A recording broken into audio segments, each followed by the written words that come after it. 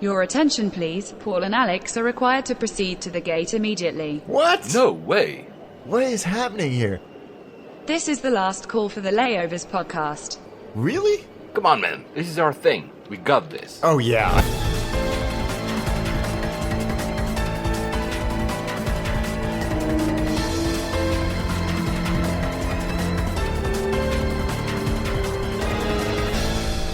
And we made it. Of course, geeks. Flight 86 to... what's the airport, Alex? Billy Bishop. Billy Where Bishop, is that? Toronto. It's their London city, and it's a great little airport named after a very wonderful and impressive man, William Avery Bishop, who was a Canadian flying ace in the First World War. Wow. Yeah. Well, there you go. Wow, I had no idea. I've never been to Toronto, at least that I remember, because I might have gone as a kid, but for sure never to that airport, because if I had connected ever there, I would have been to the big one. Right? Yes, yeah, it's usually regional stuff, but it's a great little airport and home to a great little airline as well in Porter. But yeah, the man who was named after, William Avery Bishop, Victoria Cross, Military Cross, I mean, you name it, he was an incredible man. I encourage everybody to go and read about him. Every possible flying achievement or accolade that one can receive, he had. I had no idea. Well, we'll talk about the airport at the end. I've never been, so Alex will tell you all about it. As you can see, we're trying to rotate between airports in different continents. This one is North America, so we'll do quite a lot of North American news, actually, obviously very US-centric. We had I forgot who said that, probably it's in the reviews that we're going to do later. We had someone that says we're very sometimes European, Asian, and North American centric. It's true, because that's where we go. Yeah. So Alex is, like you know from the last episode, is going to Mexico. So that's North America because geographically it is. Yeah. But at least it's venturing out a little bit, like Monterrey, like you did a few episodes ago. Yeah, we do need... I keep... My problem is I look at South America and think, wow, that's really far away. But I go to Asia all the freaking time, which is further in many instances, depending on where you're going. So I need to stop thinking that and just go and film an episode, or just go. We talked, I'm not going to reveal, but we talked yesterday, the two of us, about a holiday destination for you. So that could be there as well. So let's see if that happens. If that happens, when that happens, we'll talk about the airport. Yes. Because I've been there, but like so long ago that it must be a totally different airport. Anyway, if you guys, and I'm sure all of you, all our listeners, and thank you for being listeners, by the way, because we have lots more of organic listenership happening. So I don't know where they're coming from, but hello, everyone. So if you don't watch Attaché, you should. Oh, thank you. Alex Travel Guide on YouTube. And one of the things that Alex does every single time on every single episode, almost every single episode, let's be honest, he talks about tipping. From the places you don't tip, to the place you can tip, to the places you shouldn't tip. Japan, obviously. So let's talk about tipping in planes, because Frontier just announced that they will accept tipping. So they've already been accepting tipping for quite a while. So Frontier, for those who don't know, is a low-cost airline in the US. But since the 1st of January, and recording today, the 22nd of January 2019, I was about to say 2018, my God, the tips are now individual. So every flight attendant gets his or her own tip. So, Mr. Tipping, what do you think about this? I'm massively conflicted about this. I think, on one hand, I can't think of another service industry, and let's face it, they are a service industry, in flight attendants that, in America at least, that don't have the ability to accept tips. Restaurant staff, hotel, every form of hotel staff, crews, every taxi drivers, they all have the ability to accept tips, and more often than not, protocol demands that you tip them, but it's always been off limits to flight attendants. And I think because up until 15 years ago, it was a transaction-less environment, so there was nothing to add on to, and then you were really just basing it purely on reaching into your pocket and giving them some cash at the end of the flight. But now that we've got so much buy on board and all of that, where there is the opportunity and the mechanism in card readers to do that, it makes sense on a practical level. I don't know how I feel about it. There's something that sits very uncomfortably with me about it. I don't know. I think that those people are extraordinarily underpaid for what they have to put up with. So I think that that's good. I don't know. I'm very, very torn about this. What do you think? Yeah, it's, it's part of the larger debate, but as you say repeatedly on Attaché, actually, and I do agree with you, I think debating the culture of tipping is useless because at the end of the day, you can have an opinion, but that's it. If you go to the US, you tip most of the time. That's it. That's part of the culture. You can, shout about it if you want online, but at the end of the day, you're there. That's part of the culture. Now, in flight, the one thing that to me is a bit conflicting, besides the point you said about wages and the fact that, you want maybe to thank someone for doing a great job, is the fact that a flight attendant, to me, is first and foremost someone there for your safety, not someone there for their smile or their comfort. And should I tip someone for safety? That's where the conflict, and I think that even what's the name of the Association of Flight Attendants of the U.S., their president, chairman, also said basically that what is a flight attendant at the end of the day? So I also don't know. Interesting point. Yeah, it's a strange one, and I think if you're buying something on an IFE system, then who does the tip go to? If you think about somewhere like BA, and obviously they're not part of this conversation, but if you think about it, when you're in economy and they come through and they do the buy on board, you either pay with a card or Avios. You cannot pay with cash. So when they hand you the card reader, certainly in America, you would be able to add 10, 15, 20%, probably automatically, as is the norm on the ground in America. So the mechanics I can understand. I don't know what the flight attendant, I'm sure the flight attendants would welcome this, and I can completely understand why. But as you say, and as we are told by captains at the beginning of almost every flight, they are here primarily for your safety. And should we be tipping, people in I can't think of another one immediately, like the person that, the subway attendant who is making sure that people get on and off safely. Do they get tipped? I don't know. It's a very, very delicate idea. And I don't know if we're going to see other airlines adopt this. I think the unions, as you say, are going to have a lot of influence on whether this becomes mainstream or not. I would love to hear what people think, because it's such a fiery topic, even outside of the airline industry. Yeah, indeed. There was this fabulous segment on Stephen Colbert when he said, "Finally, a solution to solve how to thank Frontier for its amazing service." Of course, no, that's tongue in cheek. I've never flown Frontier. It's true that sometimes the reviews are not amazing, but the other airlines have said no. I think American has a policy to say their staff should decline tips if offered. I'm not sure about United, neither Delta. You guys that live in the US, let us know, what do you do? And have you seen other companies accept tips, and what do they do with it? I don't know. This is not going to go away overnight. No. And also I had read that the average salary for crew in the US is around $50K. $50K? Yeah. The average, I don't know. It seems high. It does seem high. Especially considering, and I'm not saying that one is more important than the other or one is more skilled than the other, but for comparison to other roles on the airplane, entry-level flight deck crew on regional airlines, they're getting paid under $20,000 US.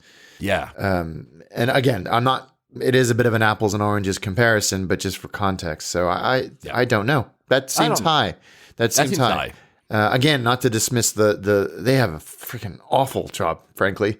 The people that they have to put up with, that we see, on our day to day, they have to do it every single day, multiple times a day. So yeah, I guess I'm surprised it's that high. I'm pretty sure they're paid less, which they should be paid more, but I'm not sure that 50. But we have a flight attendant listening to us, so maybe you can actually tell us. We're not asking you to tell us your salary, but maybe to give us both also your view about tipping, because would you like to get tipped? And that's not restricted to the US. I know we have flight attendants from all over the world listening to us.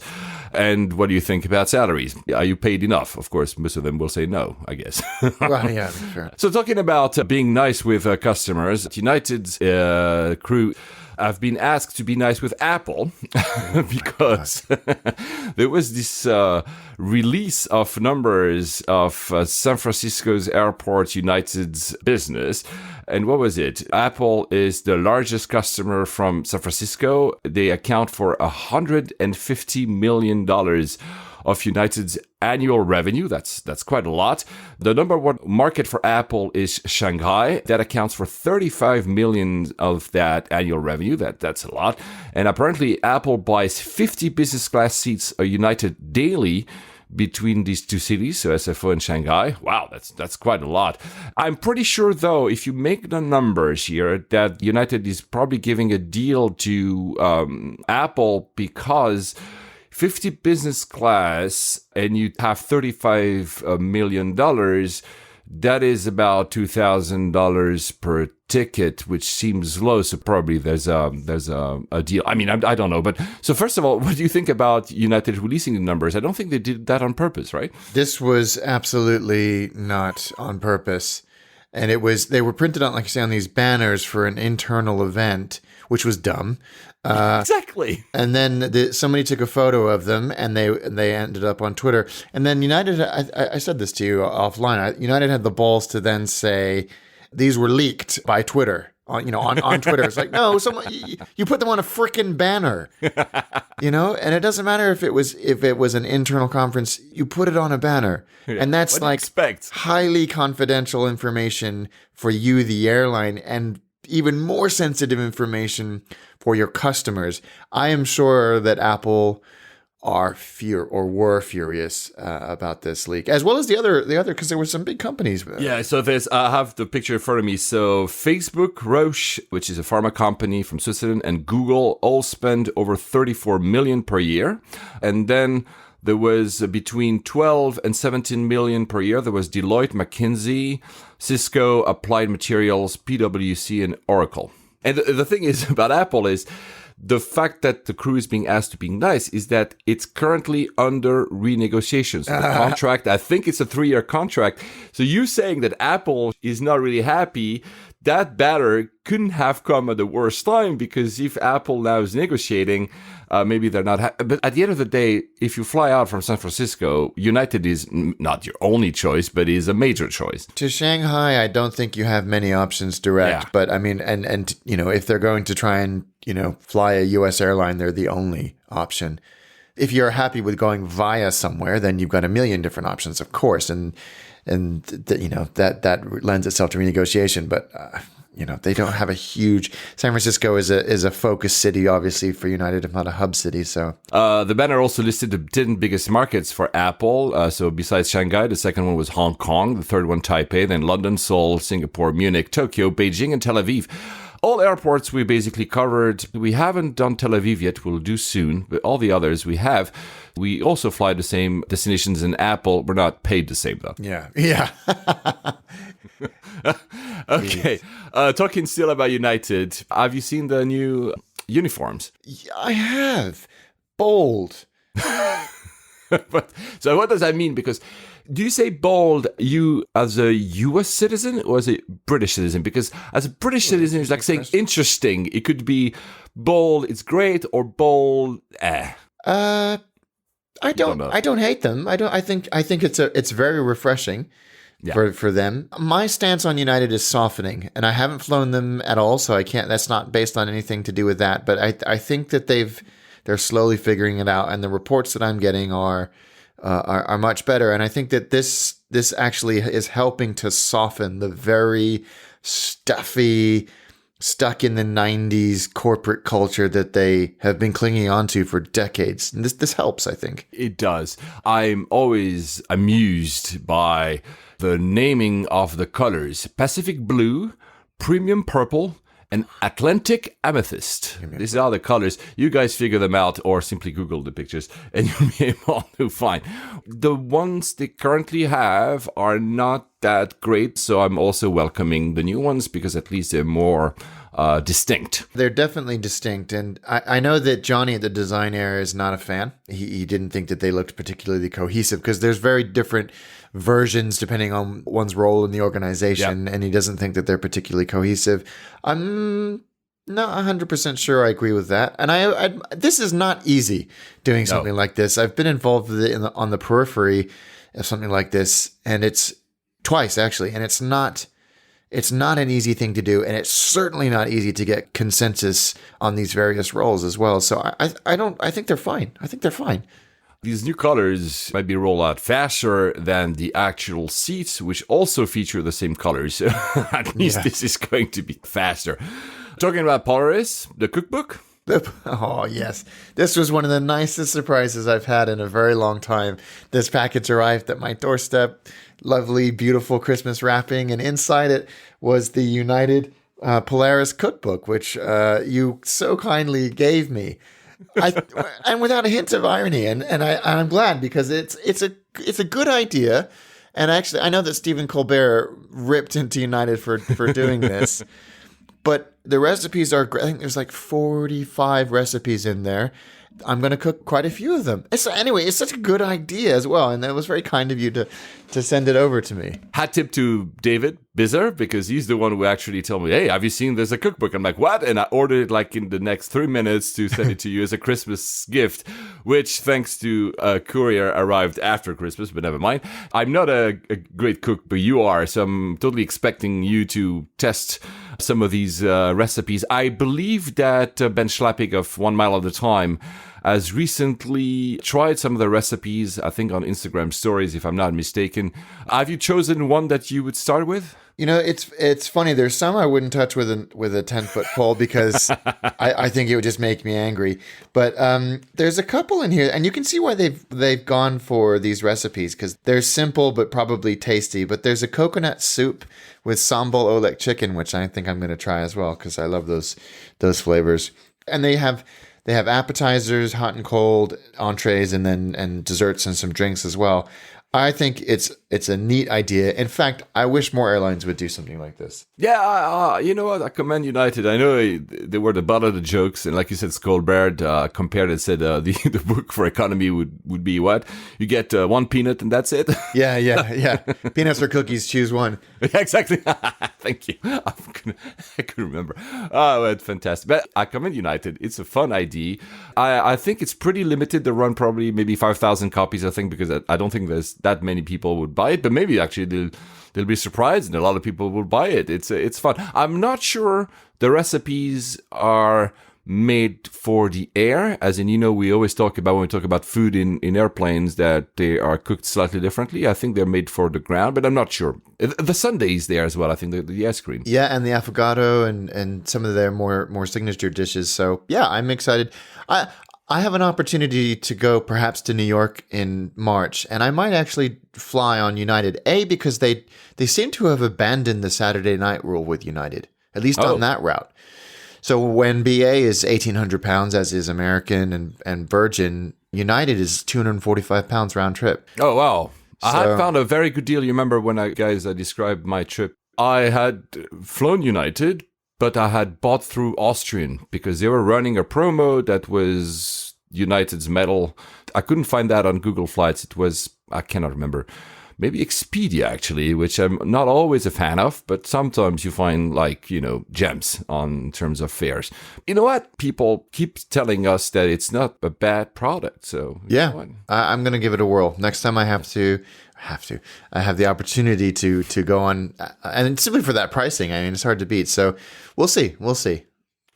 So now you started the episode by mentioning a hero in the airline industry of the airport we're going today. Another hero just passed away, Herb Kelleher. Oh, man. His passing is a sad day for the low-fare airlines because basically he started it all, but also the sales of Wild Turkey bourbon because he was a big fan. Yes. So who was Herb Kelleher for those who don't know, Alex? Herb Kelleher was the founder or co-founder of Southwest Airlines and the CEO and then the chairman emeritus until the day he died.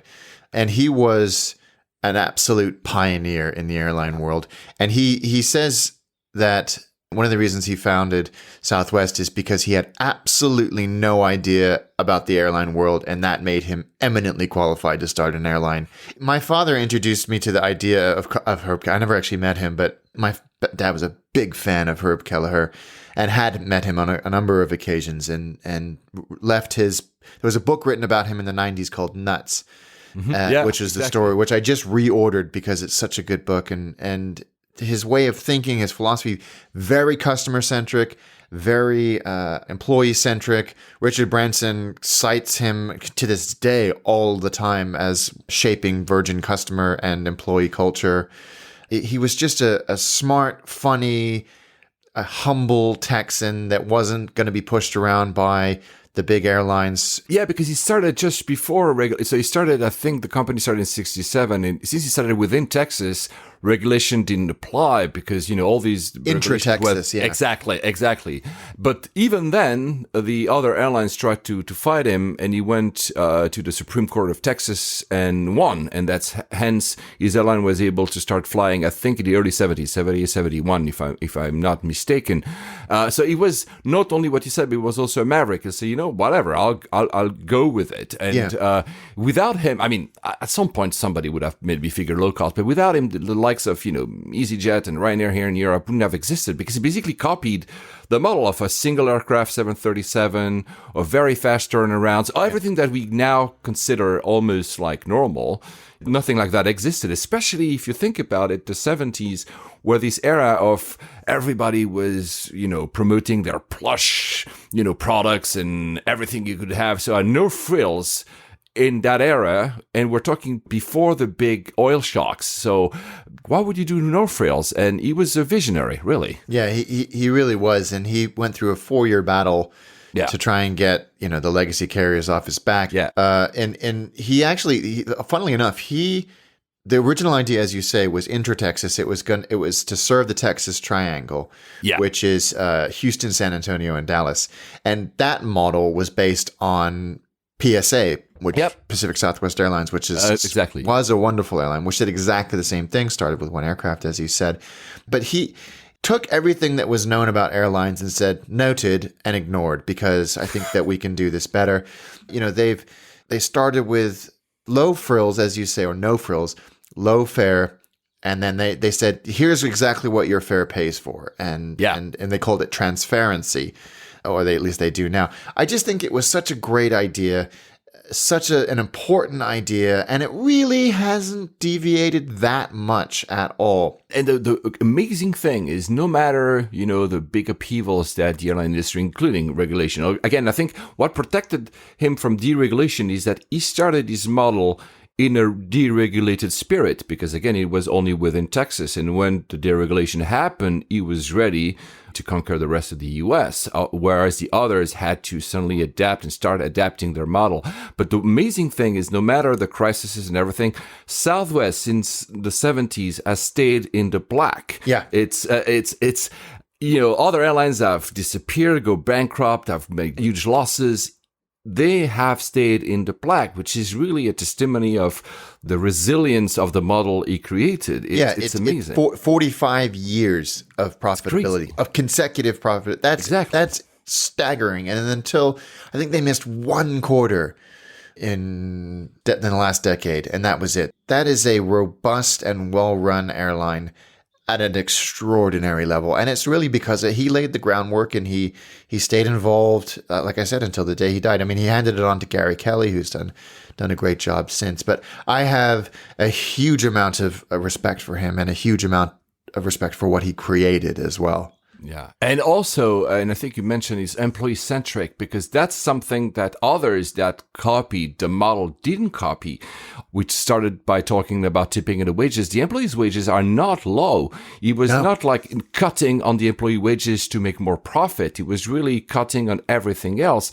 But it didn't stint on the employee wages because he thought that each people were crucial to the company's success. And I mean, we all know that, but he actually did it. And customer-friendly service was the thing, because most people tend to sometimes think about only the no-frills part, but that's not enough by itself. You need to have the rest, which is the customer centricity. And I think his proudest achievement, I read that the other day, was that on 9/11, where all the other airlines were going into huge rounds of redundancy, so layoffs, he didn't make any of its workers redundant, which is quite an achievement when you think about it. It's extraordinary. Again, the resilience. Yeah, it's absolutely extraordinary. He was also known for, he was very fun. He was not someone that serious all the time. And there was I think it was in the 70s or maybe early 80s when, again, all the other airlines were deriding Southwest.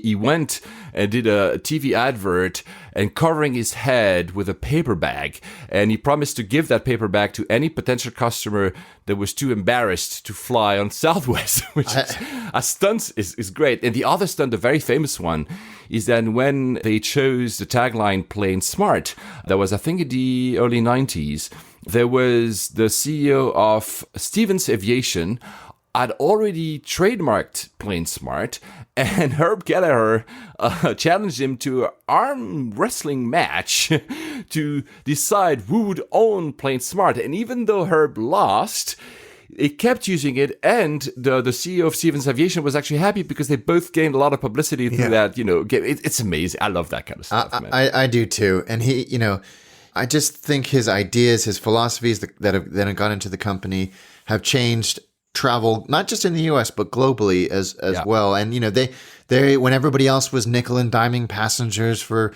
bags and all of that, they said, no, your bags go for free. And that's still the case. That's still the case. It's such a loss. I think it really is. And I'm very sad that he's gone, but he should, we can all take comfort in the legacy that he's left for us as travelers. Yeah, because in a world when more often than not you hear people talking about what's the future of travel, it's always about some technology and supersonic. You're like, no, think about customer centricity. Think about treating your employees well. Think about making it an experience, and maybe you'll have a shot, actually. And I like that. That's his legacy, really. Yeah. Another person who matters, you were almost a witness of that, is 10 years ago, Sully, the miracle of the Hudson. Yeah. That happened exactly 10 years ago. You were there. You were there. You didn't see the plane actually waterland, but you saw it, I think. Yeah, I did. I was in New York for work. I had only just moved to London, and I had food poisoning from some sandwiches they served at a meeting. Yeah, and I was like holed up in my room, which was sort of Soho, Chelsea area, and my phone is like people calling me from my friends at Virgin America. All my airplane geek friends are like, can you believe it? Can you believe it? There's a plane down on the Hudson. And I was like, oh no. Holy crap, that's like 2 blocks from where I am. So I pulled myself together, ran down to the banks of the Hudson, and it had probably been on the water less than a minute, maybe 2 minutes, because by the time that I had got there, it was quiet and calm, but there was an airplane sitting on the water with people all over the wings.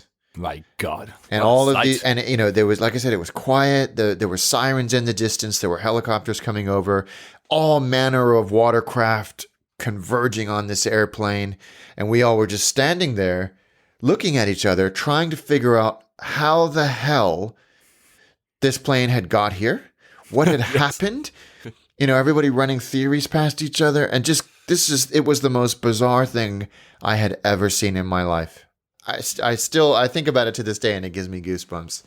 You wrote on Twitter, 10 years later, these are the things that stay with me: the professionalism of the crew and air traffic controllers, the cooperation of passengers, the bravery of the rescuers and first responders, and the enduring love of my family, and I celebrate them every day. Hashtag Flight 1549. Yeah, wow. I've never seen the actual movie. Have you? I haven't, yeah, and I don't know why I haven't. Apparently it's been well received, other than making the was it the FAA or somebody look a little bit more demonizing them a little bit more. Even Sully said they weren't nearly as bad as you made them sound, but apparently it's very, very true. And a lot of the cockpit voice recordings made it in word for word into the script, which I thought was quite cool. And the ATC. It's a global sport to make fun of government, so the FAA should know that. Yeah, exactly. Just before we started recording, we were having a back and forth on Twitter with Kobus about the labor laws in the world. It's not the point of the show, but since it's also been something that mattered in your life, Virgin America, which still exists as a company, even if it's a shell of its former self, and obviously Alaska Airlines, which took over it, must pay $77 million to a classified flight attendant for not having them paid enough. I think they were not paid for their breaks and all the hours they were due under California law. Good news overall. I think it is. It's good for these employees and these flight attendants. From what I understand, this happened while Virgin America was still an entity, and Alaska inherited this claim. The entity, yeah, exactly. So they have to pay the $77 million back to in damages, restitution, and in penalties. So it's a lot of money.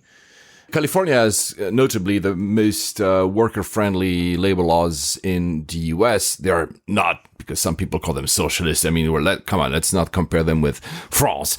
Not to diss France here, but it's, well, you know what? At the end of the day, especially, if they're entitled to be paid for breaks and longer hours, I think it's just fair. Yeah, absolutely. You have to adhere to the law, especially when you are a California company, which Virgin America Inc.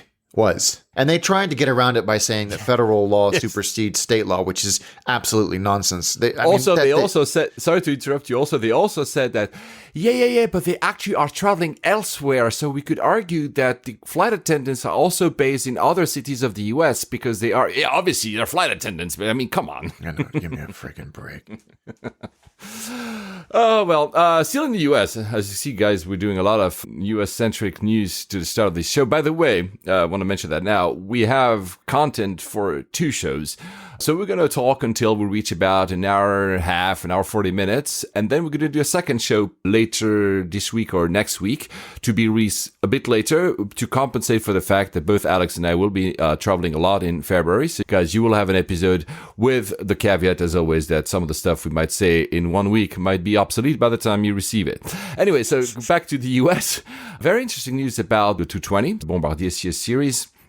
So first, Airbus has announced that now it's engaging into a cost reduction of the program. By cost reduction, let's be very cautious. It's not saying that they want to kill the program, but they said, okay, the program was created by Bombardier with high cost. Now they're putting the Airbus machine behind it to say, okay, we're going to use our own suppliers. We're going to use our own types of contracts. We're going to basically streamline the A220 program to make it profitable, because I don't think it's yet profitable, obviously, because it just started. So they haven't released a lot of planes. So that's the first news. It impacts the US. How? It's because the biggest factory in the US for that aircraft is in Mobile, Alabama. Yeah. And they are making, that's the interesting news here. They are making more room for extra production, including the A220-500. Remember, guys, when we talked about what was back then the CS series, just when it was taken over by Airbus, there was a comment by one of the Airbus, maybe it was even the CEO, that the actual base model is the 300, not the 100, which meant that very easily they could simply augment it and make a 500 version, which would sit just below the 320. And that's apparently what they are looking into building in Alabama, which is great news. It is great news. I think Airbus are being smart about this. And I don't necessarily understand that's not really an outcry, but of course it was inevitable that they were going to apply their own much, well, frankly, bigger and probably more powerful buying, purchasing power, logistical and supply chain prowess to this model as well. That was a no-brainer. That's kind of the reasons why you buy something like this. But whether or not this disrupts the delivery schedule, because the 220 as a platform is proving very, very popular. Yeah, perhaps even more popular than anybody would have predicted. Only us, we predicted it. Yes, absolutely, of course, because we are. And I absolutely adore this plane. So I'm very, very happy that we'll see it more and more. And I said mistakenly, by the way, I think it was in a previous episode, 2 episodes ago, that you guys in the US cannot see it. No, it's not true, because Delta obviously has started flying a few of them. We'll come to that in a minute. Before we continue with the 220, since we're talking about a very new plane, let's talk about a very old plane. And I'm sure that you, Alex, have seen the news. The last ever Boeing 727 passenger plane has done its flight. That was in Iran, I think 2 weeks ago. It did a route from Zahedan to Tehran, the second, actually, Tehran airport, not the international one. It was a 38-year-old Boeing 727-200. Wow. Those planes work hard. They worked hard for a long time. The cycles on the airframes by the time that they were retired was staggering. The nice thing is that you can still see 727s flying in cargo. FedEx still use a lot of them, although they are aggressively phasing them out because they are not the most environmentally friendly airplanes, nor frankly the most cost effective. fuel consumption. Yeah. But it's amazing that such a plane was still flying. Obviously, Iran has, I mean, we know, you know the drill, has all the embargo. Yeah, so they cannot get, I mean, we talked about the Norwegian story, so they cannot buy new aircraft, so they have to rely on old aircraft, but still, that it was still flying for passengers. Man, I would have loved flying one of those. Me too. And we're losing the 767 here in the UK. Well, too bad. Oh well.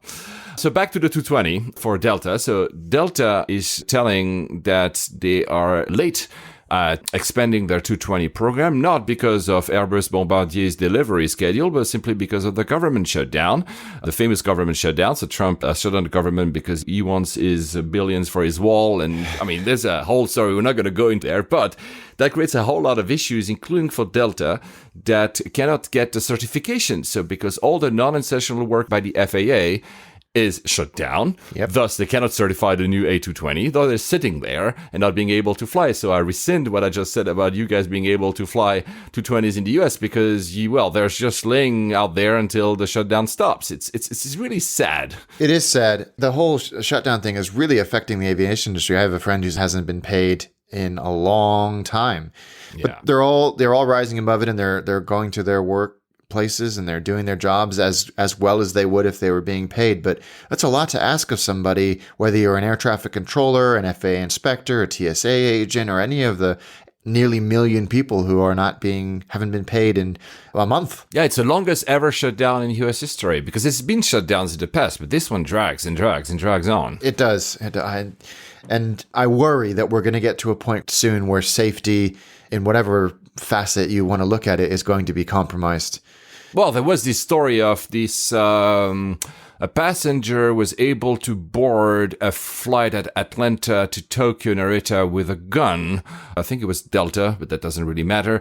And our friend Brett in Japan, Tokyo reporter, said that this lady was denied entry to Japan, and the same day she was returned to the US. But still, that's one lapse, but it could be others. Yeah, and I'm sure that for that one, there have been 10 which have been either or underreported. And that's, that's security. And if you think about all of the other facets of flight, the inspection of aircraft and maintenance facilities, the inspection of those security facilities, the people that carry out those security facilities, air traffic control, it's a tinderbox right now. And I admire and salute all of those people that are still going to work, not knowing when they're going to get paid. That's the craziest.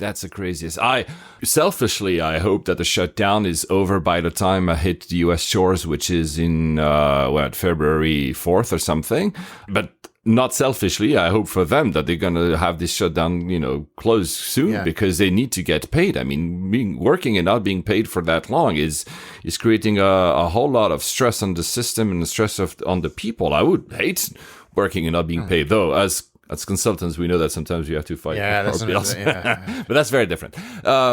Delta, I've estimated, and that was a figure given on the 15th of January, so it's already a week old, that the loss of business, $25 million. So even airlines are suffering.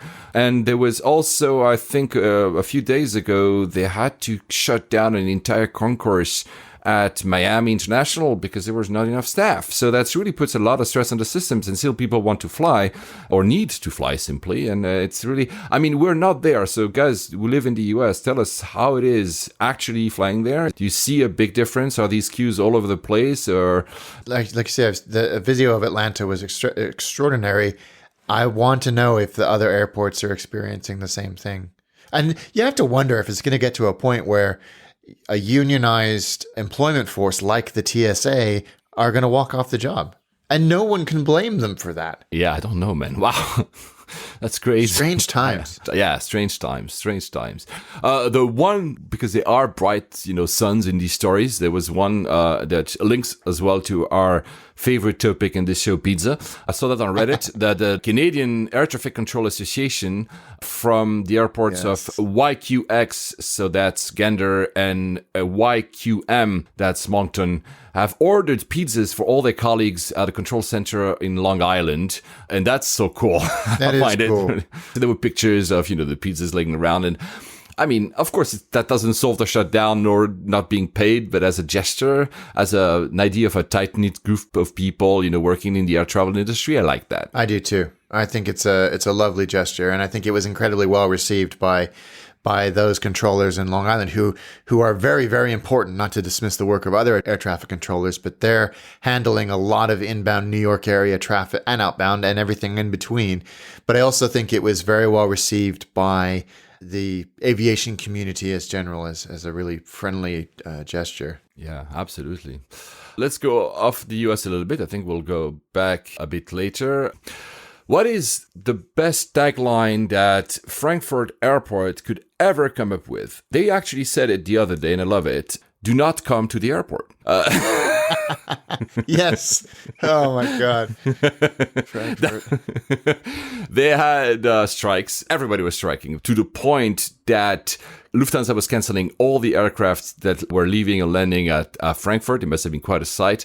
Literally, and I'm not joking, they were asking people not to come at the airport because they were not allowing passengers to board aircraft. So you had flights, for instance, from British Airways leaving to Frankfurt, letting passengers off, obviously, and flying back empty, which is insane and not very Germanic as well. We never think about such strikes for Germany. Yeah. Or for airlines going...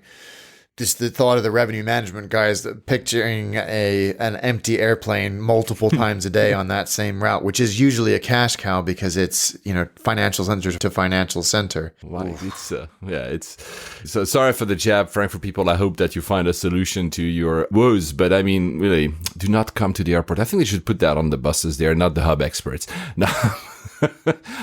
We had comments about many other things, actually, we mentioned in our last episode. Hong Kong. Hong Kong is always proving to create passion in people. I know that in Alex, it creates passion. It's his favorite place in the world. Yep. Suleiman Siddiqui at Suleiman77W on Twitter told us something that is actually, we should have mentioned it. We're talking about drones and drones over Gatwick, obviously. Yeah. We haven't heard, obviously, any follow-up to that story, but he said geofencing is crap. Hong Kong has clear laws about where drones are allowed and how high you can take them, and yet the geofencing system keeps failing. In summary, the geofencing is basic at best. Maybe, I'm not a specialist, maybe it's true that these geofencing are not always bulletproof everywhere. I think it depends on who is implementing the geofencing. I know that the geofencing built into the DJI software, which one uses to control a DJI drone, is pretty robust and difficult to get around. Like it will just not take off the thing if it's anywhere near a restricted flight, because DJI don't want the liability of you being down an airliner. My God, yeah. I know that when we filmed in Hong Kong, we had to hire a CAA licensed drone operator. I don't know what they had to do to allow it to take off and fly or anything like that. I think they announce a flight path in advance like you would do for like a small aircraft. And sure, but if they're using it, I can't remember, you'd have to ask Greg what kind of drone they were using, but if they were able to say, no, I've got permission inside the app to fly, so I don't know how that... Or maybe they have a different type of drones. I think our friend Joseph Tame also had the authorization of flying drones over Tokyo. I believe he needs to disclose the flight path, and maybe you're right. Maybe either the app has something, or maybe he uses different type of drones, like professional drones that are unlocked. I don't know how it works. I don't know how it works either. If this is something you know a lot about, please get in touch, because it still seems very murky to me. Yeah, to me too, actually. I don't even have a drone. At least you do. Can you fly them in Kent? Yes. We're in a part of Kent that doesn't have a whole lot of activity. Although it freaks me out. And on a day like today, which is cold and clear and calm, this is the kind of day where I want to take it up. There's no restrictions. I can take it up as high as it will go. But every now and then we get low-flying military aircraft. And that just makes me super nervous. I mean, the odds are infinitesimal, but I still don't want to risk it. And we have recreational aircraft. There's an airport maybe 11 miles as the crow flies, and helicopters. And it makes me nervous, so I don't actually fly it as much as I want to. In my part, I think planes are still like 3,000 feet high when they are on the landing path to Heathrow. They also sometimes have takeoffs, but they're also very high. I think the major issue is first privacy. I think there's a regulation about nearby houses and stuff, and we do have helicopters sometimes flying, and they're flying low.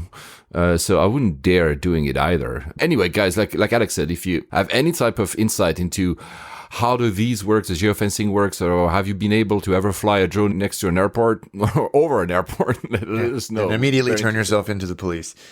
There's a great app called Air Map that allows you to look anywhere in the world and see what drone restrictions there are. Oh, wow. Yeah, and height restrictions and whether you can take off at all. I mean, we have a prison not near us, but within enough for it to show up on the map. And it's cool. It's worth getting if you're even a casual, or just even it's free. So if you're interested in this kind of thing, yeah, I'll download that at the end of this show. I want to see that. Since we're in Hong Kong, let's talk about Cathay. But for something that created a lot of noise, good noise, they have a lounge etiquette. I'm sure you've read the articles, all of you guys. There were like quite a few about it. I went to the Cathay Pacific website, and indeed, I had never seen it. They have a lounge etiquette, which at the end of the day is very reasonable. They ask you to keep your voice down. They ask you to use headphones, which is our biggest pet peeve between Alex and I, to set your phone to vibrate also. And I love that one. Do not liberate food or beverage from the lounge. Liberate. So basically, do not take it out. Liberate. Freedom. Well, freedom. see, that I remember there were a lot of threads on Flyer Talk, and I think the moderators got sick of it in the BA one of people complaining, and I feel the same way, of people stuffing, maybe tens of bottles of mini bottles of alcohol in, or decanting entire bottles of Johnny Walker Blue into a bottle they brought. I mean, really tacky as hell. Oh, but people do this. People do this. So those I've never seen that. I've seen people. I would.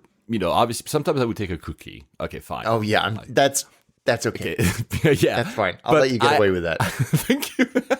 But I've never seen. Yeah, I've seen people stuffing sandwiches like in their bag. Like even like I've seen a woman. I think it was one of the last trips. She had like a bag, like women's regular bag, whatever, and she was stuffing sandwiches. Like what is wrong with you? I mean, but yeah. Weird. And they also ask you not to. I love the term dilly-dally in the shower facilities, which is back to the point I said when I was describing these resting small pods in the pier at Hong Kong. All these things, they basically are not like enforcing a time limit, but they kind of ask you, be mindful of other people might using them. So, maybe do not stay in the shower for 5 hours, and attend to your children properly, which always is a big one. And we all have different definitions, but at the end of the day, I think it's just, if you have a baby that cries, it's not your fault. That's my take. But yeah, if you see your kids running around, if you simply ask them to stop, that's actually what is expected, I guess. Yeah, I think that those are fair, and I think they were very sensible to publish them. And I hope people, especially the damn headphones thing. Oh, yeah, man. I mean, you can read it on Cathay Pacific if you go to travel information and lounges. I mean, just Google Cathay Pacific lounges. You see a link. There's more rules, but basically, this is the idea. It's the only thing I would say is that shouldn't these type of etiquette being like printed on the entry of the lounge? Well, yeah, one would hope. And I think as we go into app entry and all of that stuff, that it should come up saying do's and don'ts. I mean, you don't want it to become kind of like, going to a school or something like that. Yeah. It is sad that we actually have to do this, but we do. Especially the headphones, the businessy people doing businessy phone calls on Skype and shouting. I mean, like the hell. There's a story about that in my trip to Japan, which we might not go to today. Will be in the next episode because it's a very fun story. I was live commenting this to Alex. It was this drunken British woman in the lounge. It was super funny. We'll talk about it when we reach that. Talking about lounge and etiquette, I've never been to the lounge called Escape Lounge. I don't know if you've been to. In the UK, they have at Manchester, Stansted, and East Midlands. In the US, Minneapolis, Auckland, Bradley International, and Reno, Tahoe. So there's only 7 lounges in the world, but they have also an etiquette. But what I love about this lounge is that they have US rules and British rules. The US are pretty reasonable, not as extensive as the one from Cathay Pacific, but the ones for the UK are really fun because the UK version adds a lot of clothing that is not allowed. Fancy dressing. Fancy dressing is not allowed into the I found it super funny. And also clothing that could cause offense, like stag and hen parties. So okay. British. Yeah, fair enough. Fair enough. So I love that, they had to add a little bit of stuff to cater for the British. Their audiences, yeah. Oh, I love it. I love it. The Fancy Brits dressing. are big fans of fancy dress. I'll tell you that, of costumes. But you know what? If a fancy dress is not insulting or offensive, why not? It's as long as you don't make a noise. It could be a good laugh if you have a stag hen and you're. It's true that stag hen have a bad reputation because you see a lot of stupid stuff. But I was in a flight coming back from Barcelona just last week with BA to London, and there was a stag hen party. Clearly, there was a bunch of boys, but they're very well behaved. Still had some costumes. It was actually fun. I don't see a problem in that. No, the problem is the behavior, right? Yeah, exactly. I think perhaps they can't say no stag do's, so they just say no fancy dress, and then that solves the problem indirectly. So, to one of your friends, Alex Ostreicher at Value Deck on Twitter, he couldn't find, still in Hong Kong, he couldn't find pizza, but he went to the Club Otis Lounge by Hong Kong Airlines, airline that we mentioned in the last episode, and there were chicken McNuggets, and he adds they tasted like McDonald's with the emoji of drooling. Alex is good at finding these Hong Kong Airlines fares, business class fares, and I think he was going down to Bali. Didn't he send us a picture of him listening to layovers on the flight and hoping that the news that we discussed last episode of them perhaps struggling financially would not come to pass during his flight? And I agreed. Again, I don't want them to succeed, but wow, I'm so fascinated by lounge food offerings, be they heinous or absolutely wonderful. I was thinking, have I ever had chicken McNuggets in, clearly not McNuggets, they're simply nuggets, but in a lounge, and I don't think so. I'm trying to remember. I think, I'm not sure, but so we're not going to add another spreadsheet because we already had a pizza one, but yeah, good find, Alex. And anyone who wants to send us pictures of amazing food, especially food that is either very comforting or very out of the ordinary, please do. I mean, we love them. And I promise you guys, that I will start automating Instagram with all the pics you're sending us. I'm just knee-deep in my corporate filings this month, and I just have no time besides recording with Alex. So sorry for that. My fault.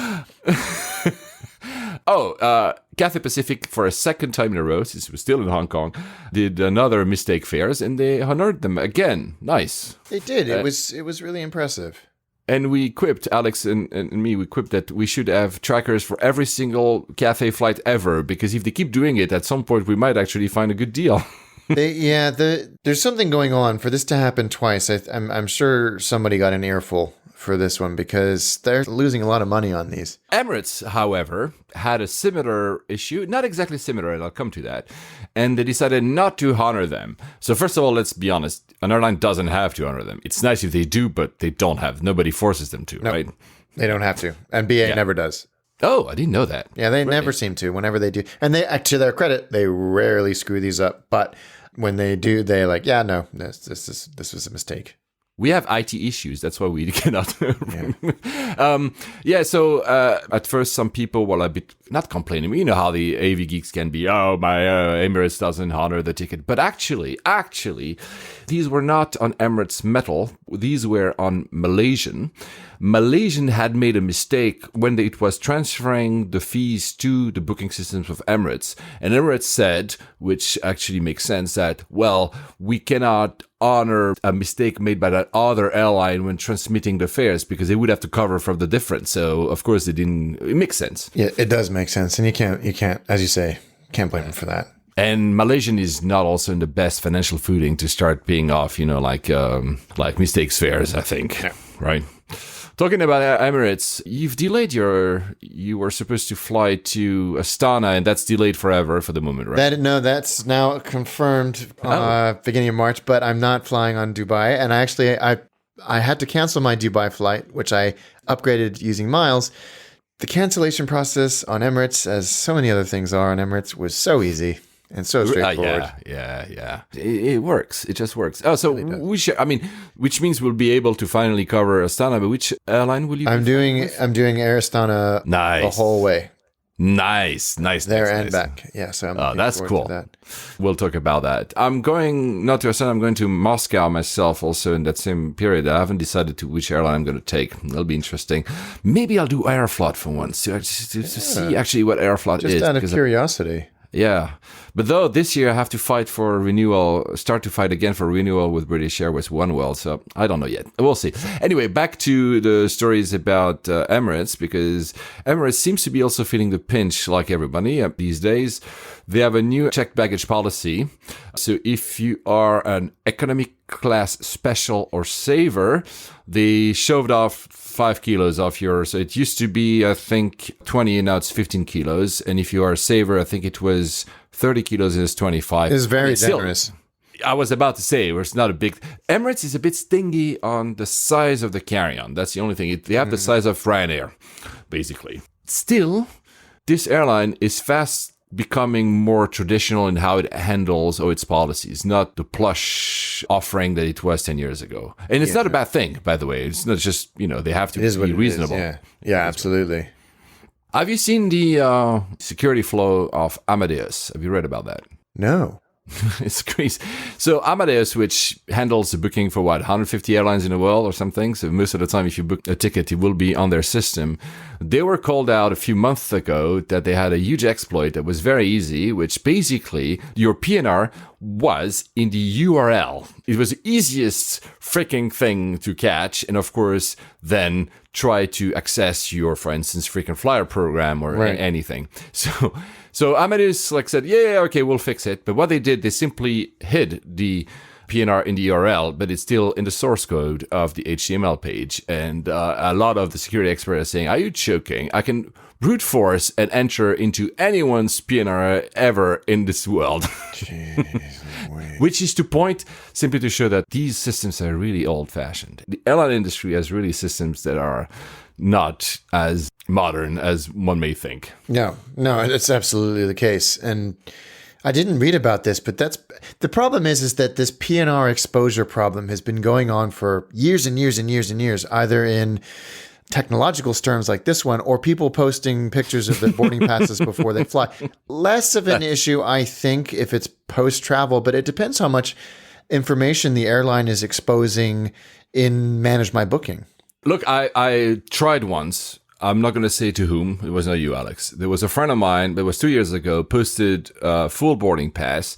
And I said, can I do it? Last name, the number, went into the Manage My Booking. I could have canceled a flight. I could have I could have done everything. Wow. Like literally everything. And I'm sure if I were to call the airline pretending to be him with the information I had on that Manage My Booking, I could have maybe even, can you change my email address and to change it to mine? And then I would have taken over the account. And let's say then he would have had his credit card. I mean, it could lead to a lot of stuff depending on, like you said, depending on the airline. Some airlines you have nothing on Manage My Booking, but that airline, I think it was Air France, and it's not the fault of Air France, it was the fault of the guy putting his boarding pass on Instagram, right? Yeah. It's I don't know how you educate people to not do that, or where the responsibility lies. Is this a more endemic security issue? It would be interesting to explore that a little bit more. Talking about still security, the Civil Aviation Authority, so that's the UK equivalent of the FAA, has slapping in the face TUI, because TUI is it a low cost or is it charter? More a charter. Yeah, holiday operator. They recently on a flight to, I think, Spain, Menorca or Mallorca, whichever, they had a change of aircraft and a family entered the aircraft and their seats were nowhere to be seen. The airline said, okay, can you sit on the jump seat? Which, why not? The only problem is that during the flight, because they needed access to duty-free and the food, they asked that family to sit on the floor for the entire duration of the flight, which is not authorized by the regulator. Yeah, how they even thought this was a good idea is staggering to me. So yeah, as you say, they had seats, jump seats for takeoff and for landing, but then for the whole flight, they had to sit literally on the floor of the airplane. It's dirty as well, man. Ugh. the staggering thing, which is sometimes the case with these airlines, I don't know TUI, so I'm not going to bash them especially, but when I think the mother complained at the end of the flight to TUI say, we have not this incident recorded in our system. Here's a 30-pound voucher.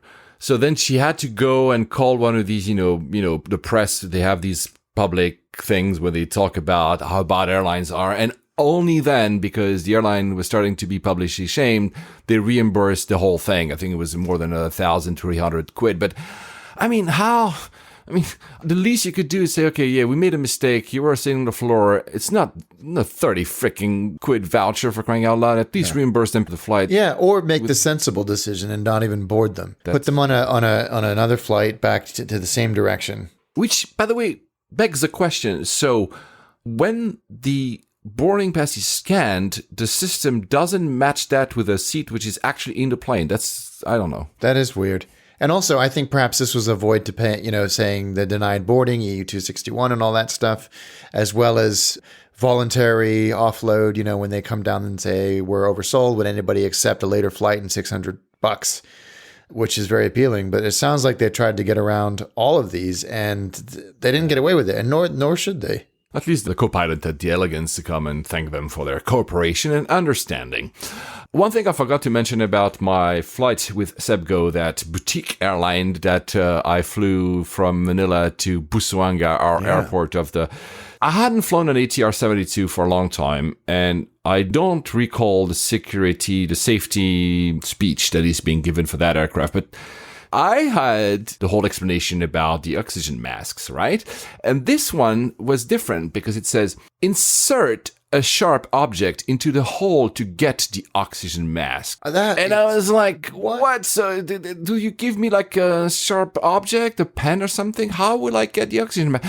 Do you recall having that in ATR you flew? No, because it would have made it onto this show. I can guarantee it.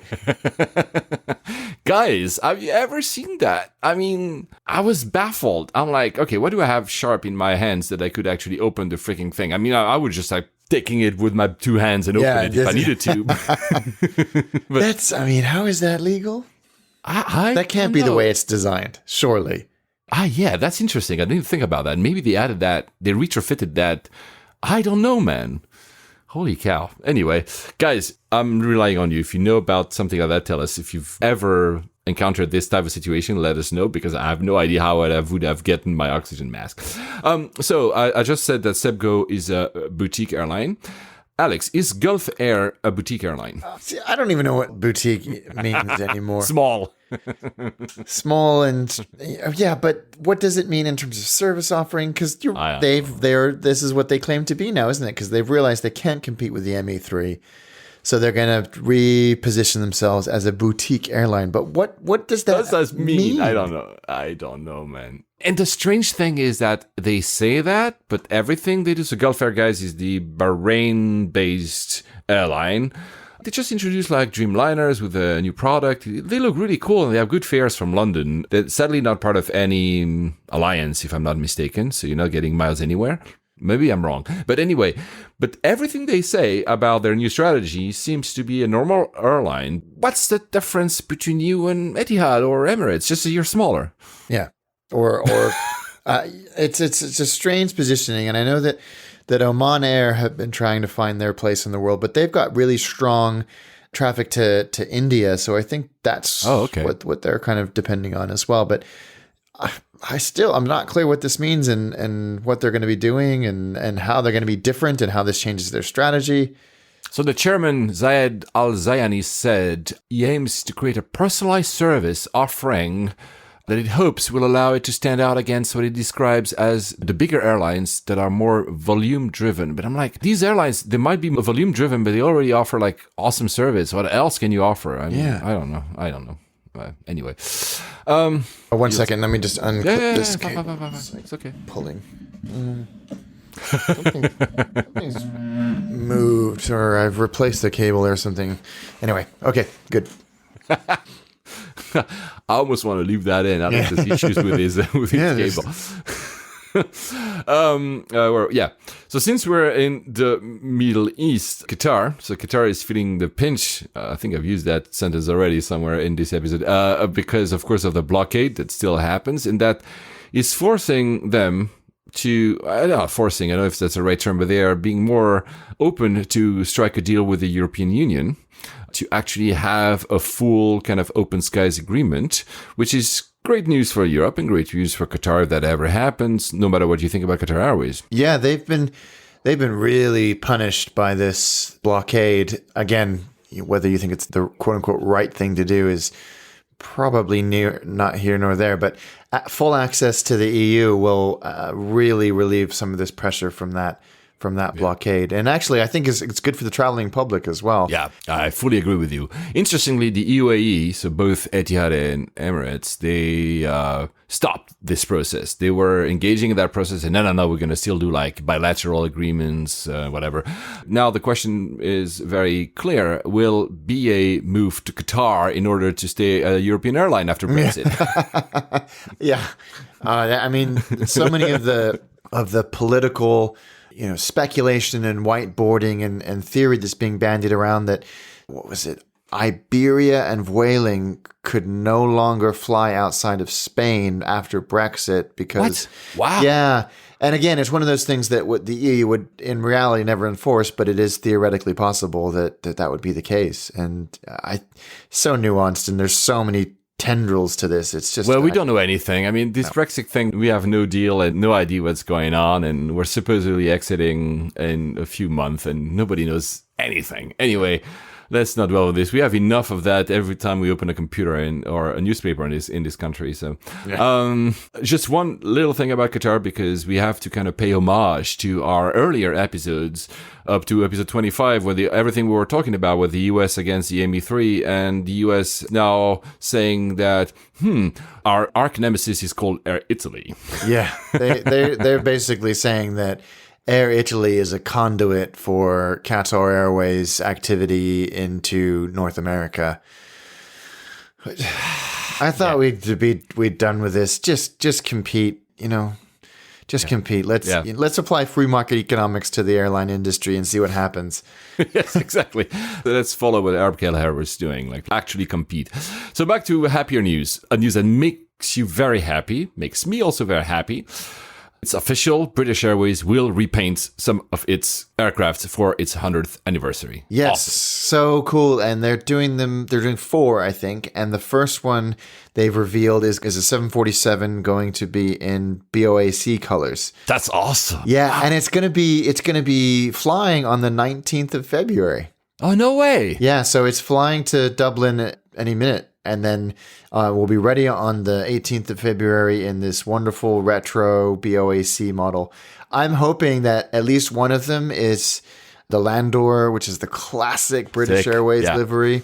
Yeah. And then I don't know, maybe a British Caledonian with the tartan tail. Who knows? That would be really nice. Because at the same time, Alex Cruz has confirmed that BA is not changing its livery. The new 350s that are being delivered right now are being painted in the current livery, so there's no change. So this is really... I think that's fine. No, I agree with you. I'm just saying that if you want to see something different from British Airways, this is your shot. I don't know for how long they will go, but I hope they stay, because especially that 747 is going to be for those geeks who want to track it. GE-BYGC.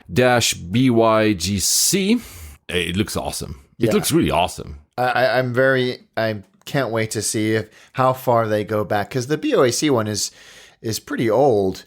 But I think if they could go back to like Imperial Airways, Darth Vader, or British Caledonian would be cool. There's so many opportunities because they've of course absorbed so many airlines in the past that there's lots to pick from. So I'll be very interested to hear what their final choices are. Thank God we're talking about aviation, because you saying that British should go back to Empire is not very... Yeah. I'm kidding. On the other hand, I'm not a big fan of the new Aer Lingus livery. It's kind of a shame that that you could spot an Aer Lingus plane from several hundred miles away. Exactly, that's the point. That's why it's so distinct. But they've gone Euro white with the green tail and the green lighter green shamrock. Someone was saying it reminds them of the Alaska Airlines livery. But actually, I quite like the Alaska Airlines livery. Set aside what I think about the airline. It's not nearly as dynamic or interesting as that. It's very same. I wonder why they chose to do this. Perhaps Less paint. That's kind of what I think. Because a lot of it is white, like you say, Euro white. Guys just Googled it up. They went into a big speech about saying how the diagram, so the Cloverfield, it's being angled to imitate speed. I'm like, okay, no, stop. I mean, that's exactly, what frustrates me about these rebrands. Is they go into so much. Just tell us why you did it, and you know, it just gets a bit silly after that. I was in Barcelona, as I told you guys, just last weekend or 2 weekends ago. Now I'm confused. I had a great time. I'm not a big fan of Barcelona Airport, but that's for another episode. But I saw, when I was exiting the aircraft, I saw S7. That livery is so distinctive.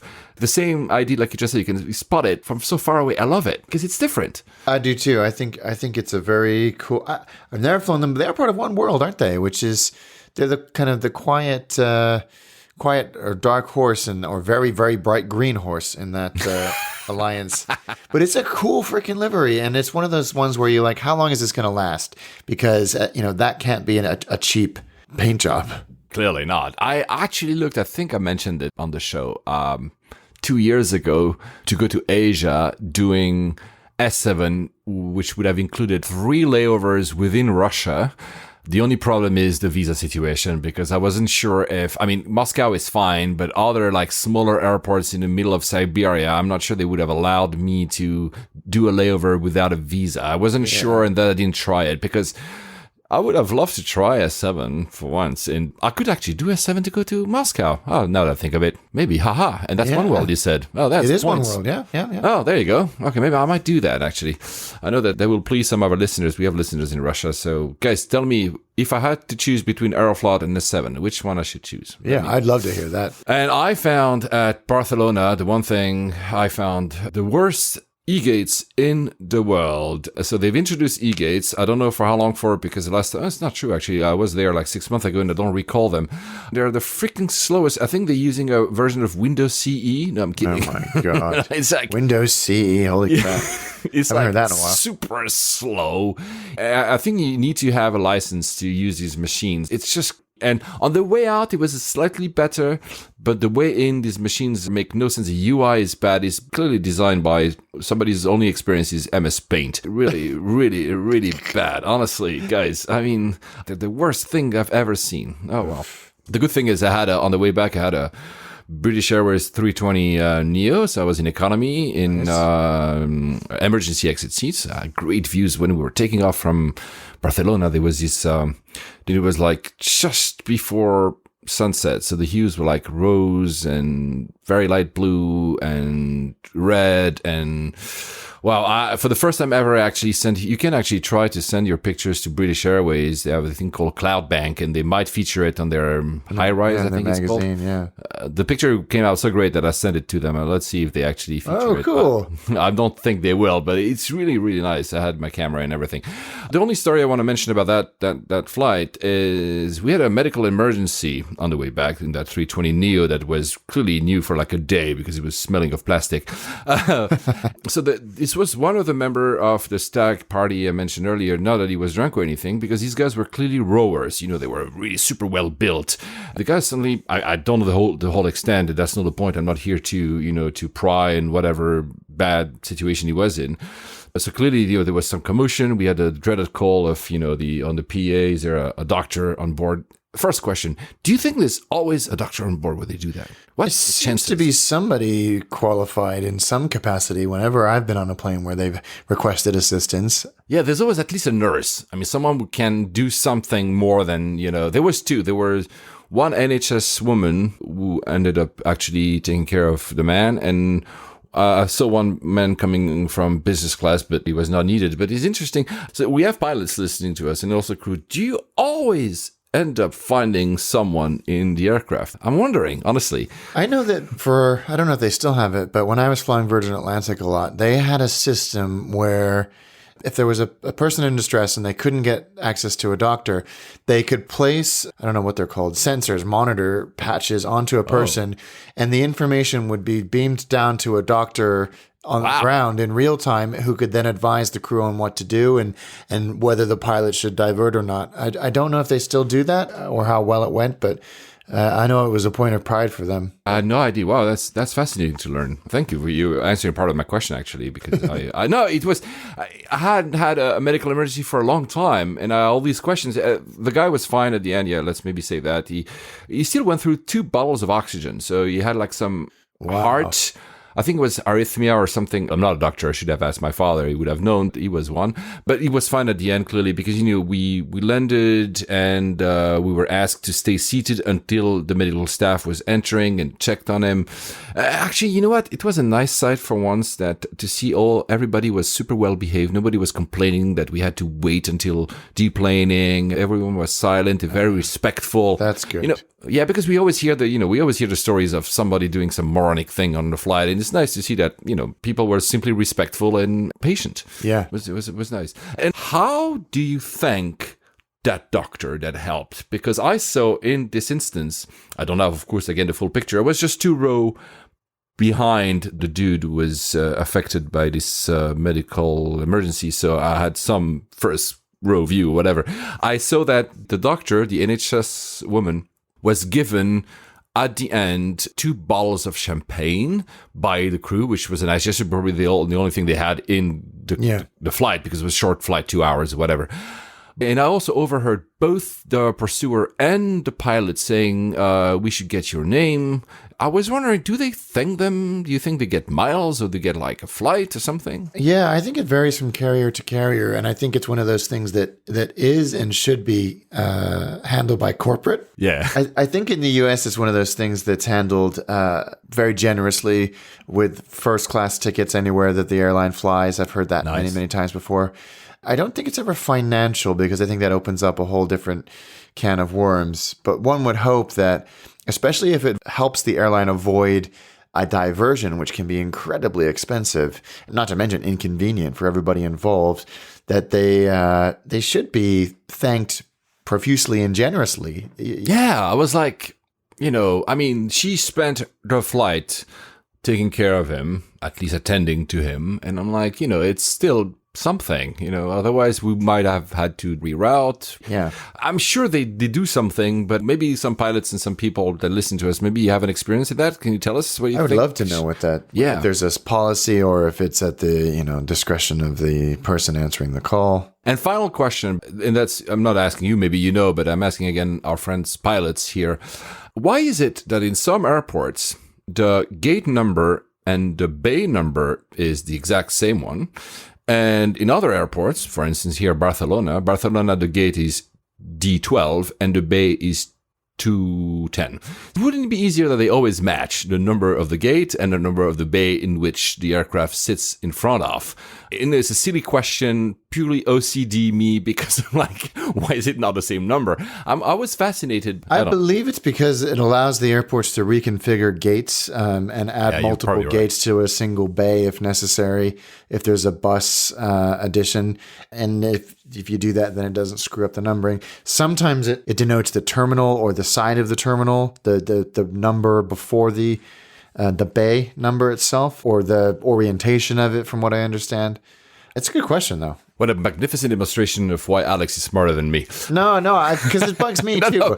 I'm always fascinated by it, because you want to know when you're looking at it and you're trying to figure out what gate you're going to be at, especially when you're connecting. That I've wondered about that myself. Yes. So, as we said earlier, we have content for 2 shows. So now we're going to go for some reviews, because some of you took the time to actually write to us. So nice of you to do that.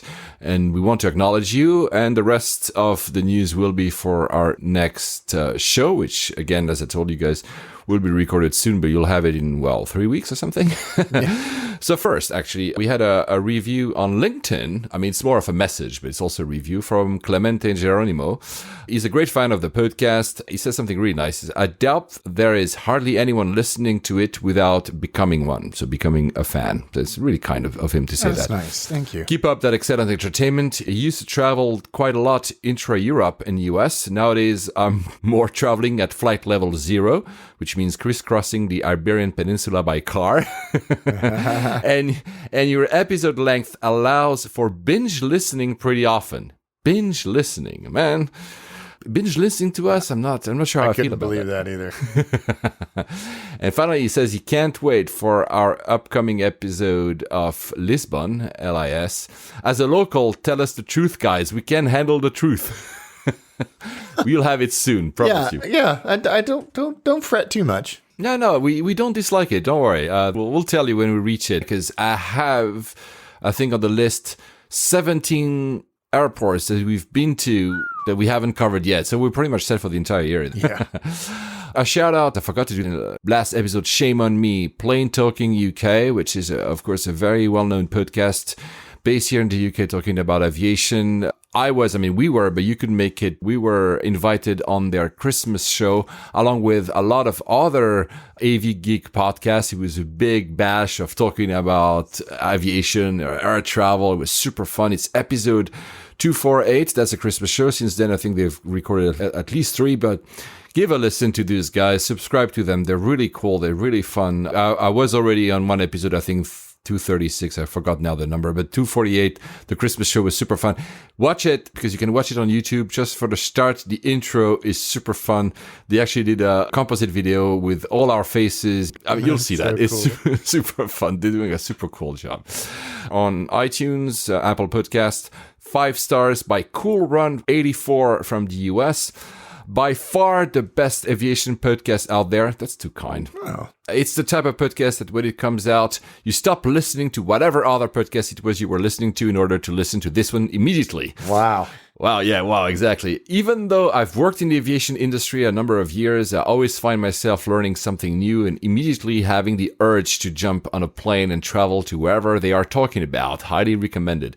Alex, we're becoming now responsible of where people want to fly to. We have to be very careful. Yes. Another 5 stars by DK Revenge from Australia. Really interesting podcast for anyone who enjoys air travel. Most of the content is related to Europe and US, but the hosts make a real effort to get more exotic and far-flung destinations. I know, guys, we do. We're not going to Australia enough.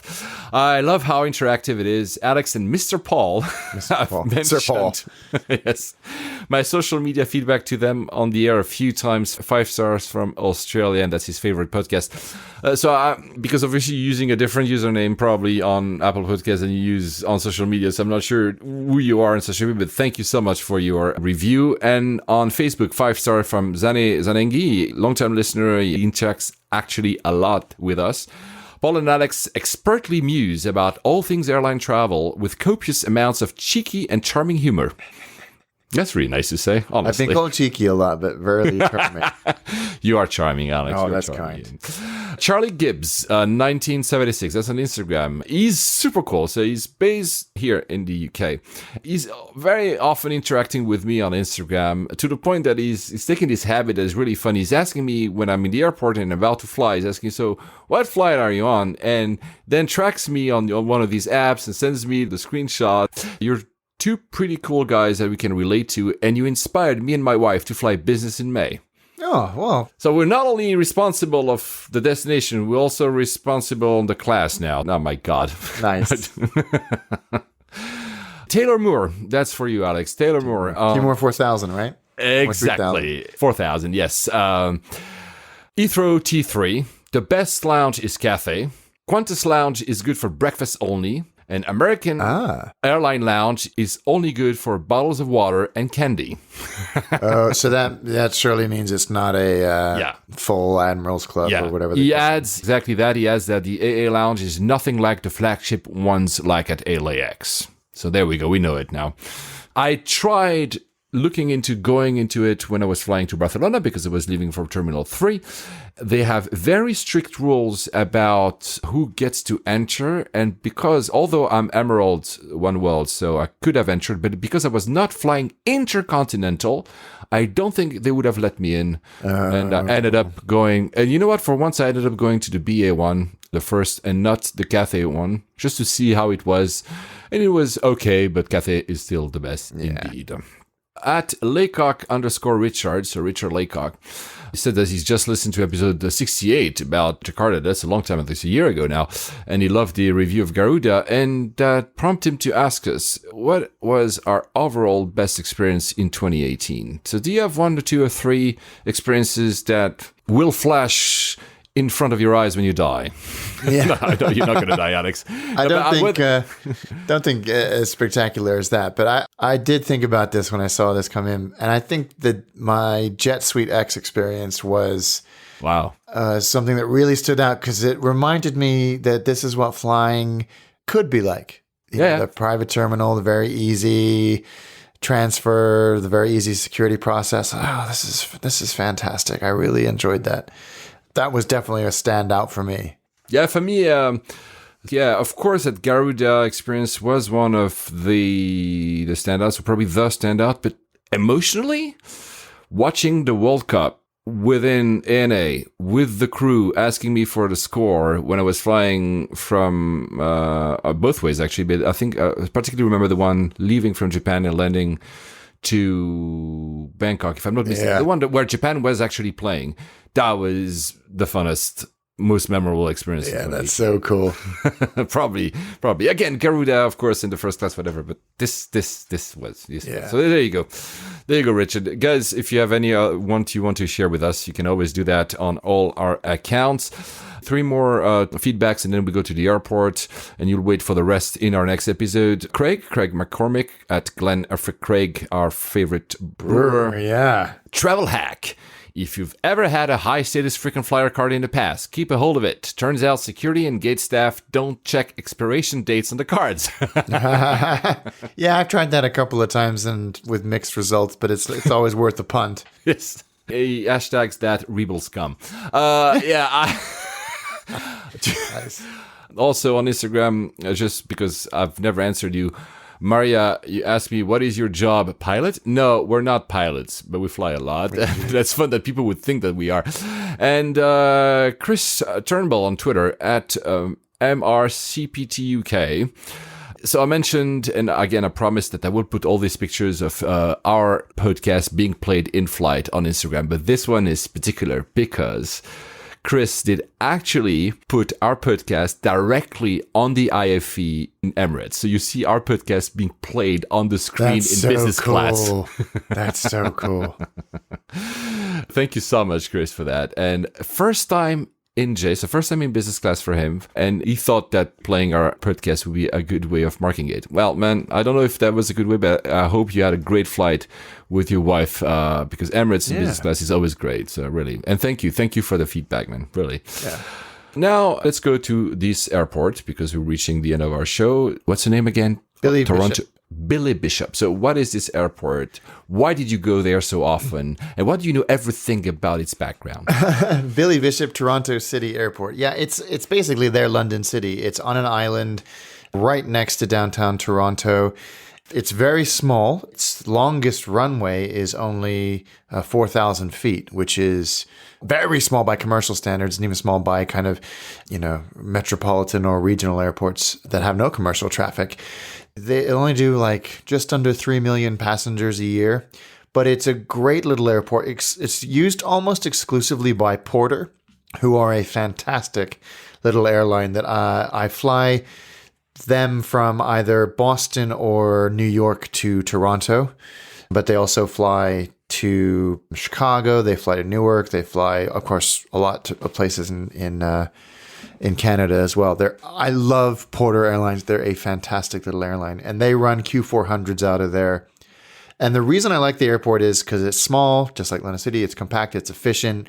It's almost always business, but not nearly as much of a skew towards business travelers as London City, but a lot of people who know what they're doing which is always a joy. No faffing at security and any of that.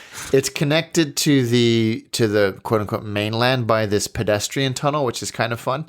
And then there's a ferry as well, which I think is, and correct me if I'm wrong, Toronto friends, I think the ferry is only for employees of the airlines in the airport.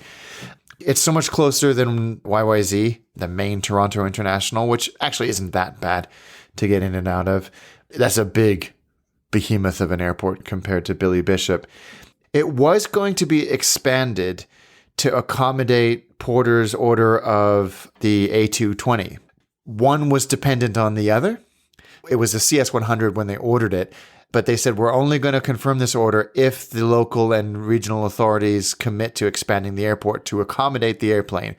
There was a general election in Canada, and which I think also was local elections, and they said, we're not going to expand it, so they canceled the order, which I think is a shame, but that's okay. It is what it is. It's named after Billy Bishop, who I mentioned, who was a Canadian World War I flying ace, who received the Victoria Cross, the Companion of the Order of Bath, the DSO and Bar Military Cross, the Distinguished Flying Cross, the Canadian Efficiency Decoration, the Chevalier of the Legion of Honor, and the Croix de Guerre from France as well. Oh my God. Yeah. He participated in the First World War and in the Second World War. And when the Korean War broke out, he was 62 years old and volunteered himself for service. But the Royal Canadian Air Force said, you know what? You've done your bit. Thank you very, very much. And he passed away shortly thereafter. But what an extraordinary man. He was an air marshal, and the least they could do is name an airport after him.